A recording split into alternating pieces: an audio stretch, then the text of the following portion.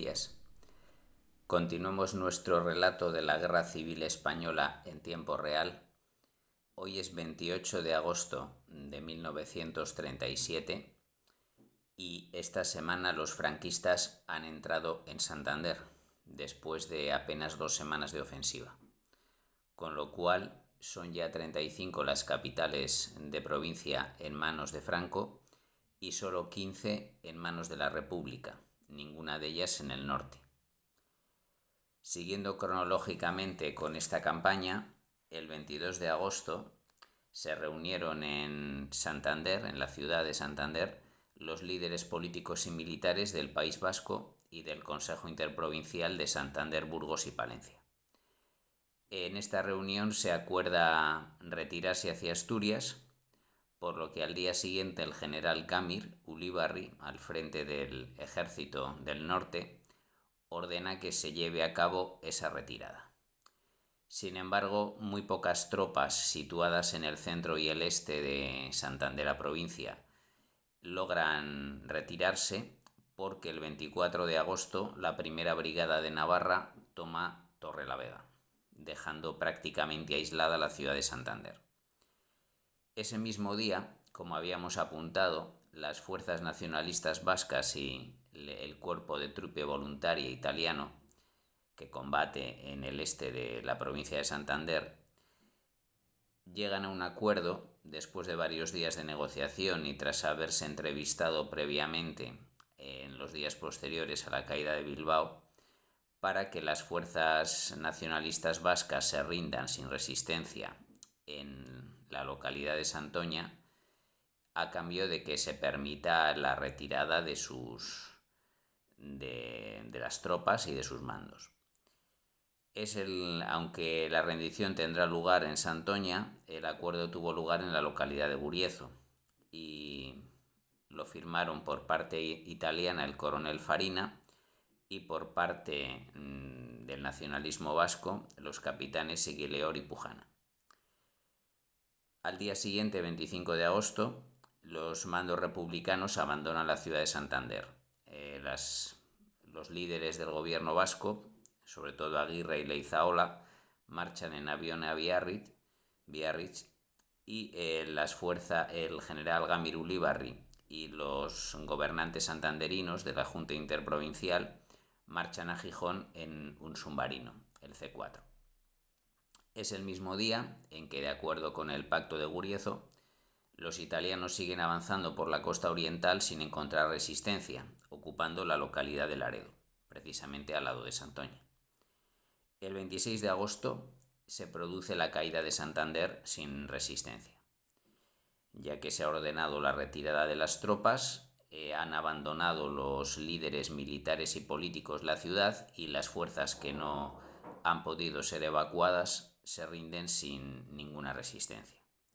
Concretamente, los franquistas entran desde 2 puntos: la Cuarta Brigada de Navarra por la zona del Sardinero, Avenida Reina Victoria, hasta el Ayuntamiento, y el cuerpo de trope voluntaria en las fuerzas italianas llegan desde el aeródromo de Parayas y entran en la ciudad por la calle Castilla. La caída de Santander supone la mayor rendición en masa hasta ahora de las fuerzas republicanas, ya que se calcula que 60.000 soldados y 40.000 civiles cayeron prisioneros en un solo día. Hubo quien no pudo escapar, se rindió en el puerto y 10.000 personas fueron concentradas en la Plaza de Toros como presos políticos. El resto distribuidos entre diferentes cárceles habilitadas u otros campos de concentración. El 26 de agosto también es el día en que los batallones nacionalistas vascos se rindieron a los italianos en Santoña.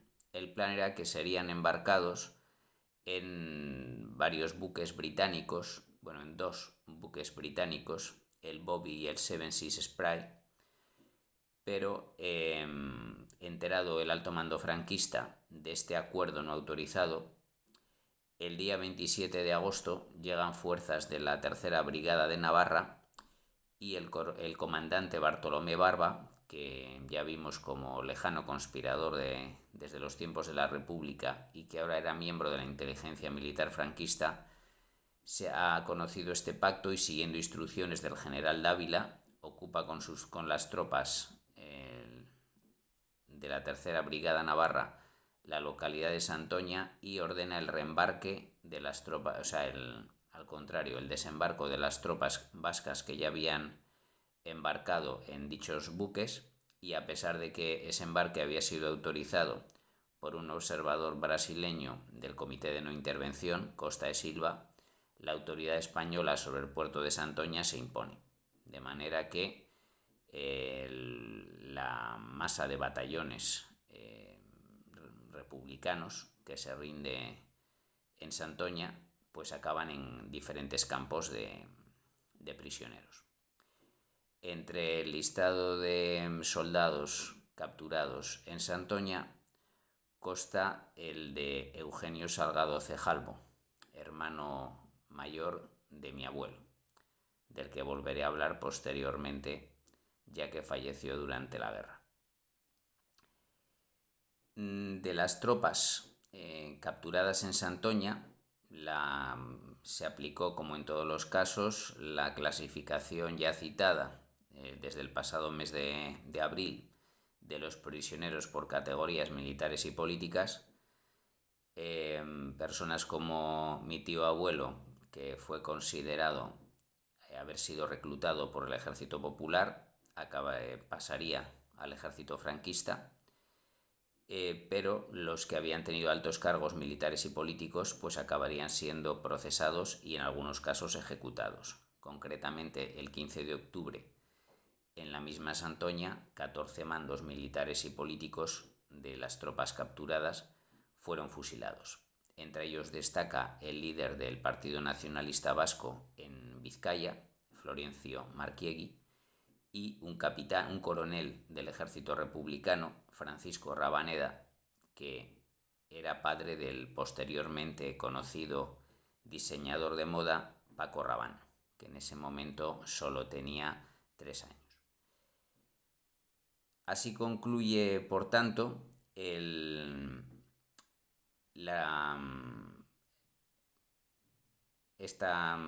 los acontecimientos de esta semana en el frente norte.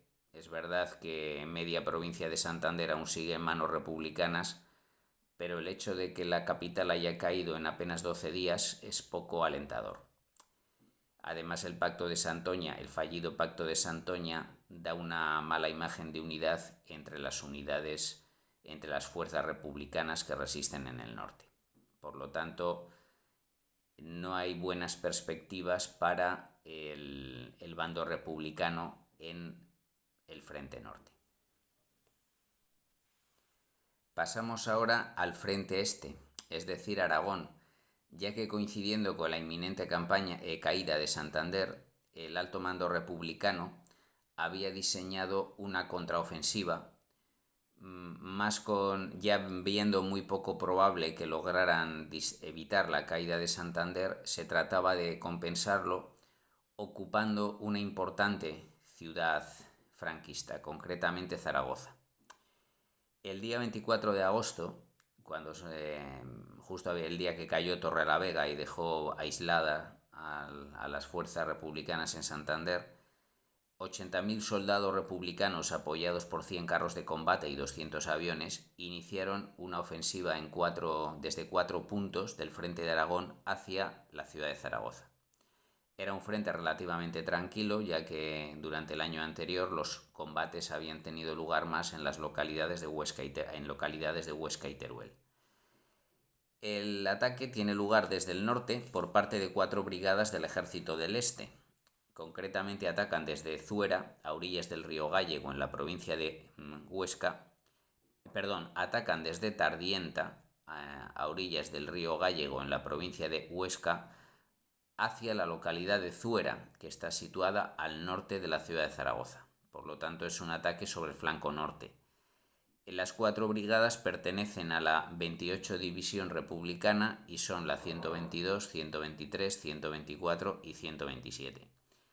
Al principio tiene ciertos éxitos, ya que toman el vértice Pilatos y la localidad de San Mateo de Gállego, pero no tardarán en ser rechazados entre las localidades de Almudévar y Zuera. Por lo tanto, este sector norte de la ofensiva tendrá un cierto avance territorial, pero por zonas estratégicamente poco importantes. Interesa mucho más el ataque directo sobre Zaragoza, que llevarán a cabo desde la zona de los Monegros y desde el río Ebro. Por una parte, dos brigadas desde la zona de los Monegros, concretamente Farlete, atacarán dos brigadas internacionales de la 45 División, que han llegado desde el frente de Madrid. Sin embargo, a solo 6 kilómetros de la ciudad son contenidas en la localidad de Villamayor.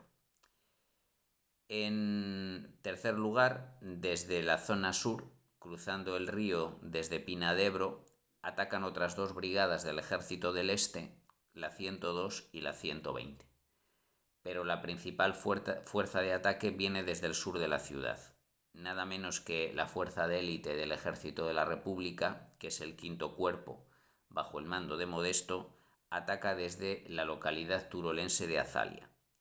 Este Quinto Cuerpo está formado por la 11ª División al mando de Lister, al que vimos que llegó hace 2 semanas para eliminar el Consejo Regional de Defensa de Aragón, la 35 División bajo el mando de Walter, y tendrán el apoyo de 2 brigadas de infantería y una de caballería del Ejército del Este, es decir, la 116, la 134 de infantería y la 4ª de caballería. El ataque se realiza por la zona sur, hacia los pueblos de Codo, Belchite, que acabaría dando nombre a la batalla, y Valmadrid. También, en coordinación con el ataque desde Pina de Ebro, logran dejar aislada a la localidad de Quinto y también avanzan hacia Fuentes de Ebro. De manera que Zaragoza está siendo atacada desde 3 puntos, si bien el mayor éxito tiene lugar en los extremos norte y sur. El bando franquista, que cuenta con 2 divisiones, la 51 y la 52, en el sector de Zaragoza, bajo el mando del general Ponte, necesita refuerzos urgentemente. Por lo tanto, Franco ordena que se le envíen tropas desde Madrid y desde el norte y desde Extremadura. Concretamente, desde el sector de Madrid, desde el frente de Madrid, llegarán las divisiones 13 y 150, que por cierto esta última división había luchado ya en la batalla de Brunete y la mencioné equivocadamente como división 15, ya que siguiendo la numeración franquista había las que pertenecían al primer cuerpo de ejército se iniciaban por la numeración 10.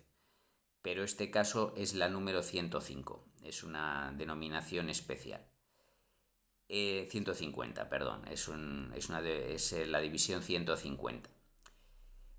Estas tropas, la 13 y la división 13 y 150, cuentan con fuerzas de legionarios y marroquíes, por lo tanto son de un nivel de combate ya superior al de la media, y desde el norte se envía a Zaragoza la brigada Flechas Negras, que acabamos de ver que había conseguido la rendición de los batallones vascos en Santoña, pero ahora posiblemente, debido al éxito de la ofensiva sobre Santander, no era necesaria en este frente, y por evitar las conflictividades políticas que había dado lugar este pacto no autorizado, fue la brigada designada para ser enviada al frente de Aragón.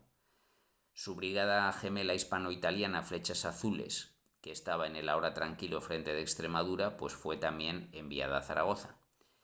Y además 80 aviones de la Legión Cóndor, ahora ya menos necesarios en Santander, fueron desviados hacia Aragón. Por lo tanto, ahora los 30.000 hombres del ejército del quinto cuerpo se ven más que duplicados, con otras 2 divisiones, 2 brigadas y casi 100 aviones, y por lo tanto la ofensiva republicana contra Zaragoza no tardará en ser desbaratada. No obstante, estos refuerzos tardarán 2 días en llegar y mientras tanto los republicanos siguen haciendo avances esta semana. El día 25 de agosto toman la localidad de Mediana, 10 kilómetros al sur de Fuentes de Ebro. El día 26 de agosto caen en el sector sur las localidades de Quinto y Codo. Por cierto, según cuenta Manuel Casanova, militante del POUM, que publicó en 1971 un libro en Francia, en el exilio, sobre la guerra civil, mencionó que, formando parte de las tropas que ocuparon esta localidad, la de Codo, le llamó la atención un graffiti que habían hecho alguno de los 300 requetés del tercio catalán Virgen de Montserrat que defendían esta localidad, una inscripción que decía: cada rojo que matéis, un año menos de purgatorio.